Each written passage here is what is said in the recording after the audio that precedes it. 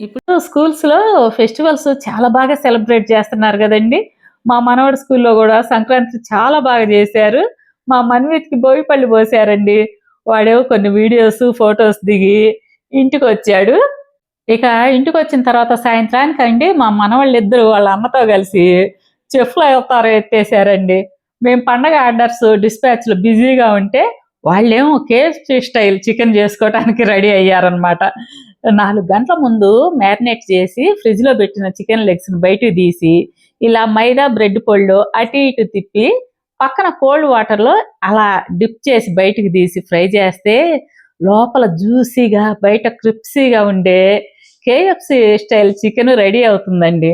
మా పిల్లలందరూ బాగా ఎంజాయ్ చేశారు. మీరు ఎప్పుడైనా ఇట్లా కేఎఫ్‌సీ స్టైల్ చికెన్ చేశారా? చేస్తే ఎలా వచ్చిందో నాకు కామెంట్స్‌లో తెలియజేయండి. మా ముగ్గురు మనవళ్ళకి హాయ్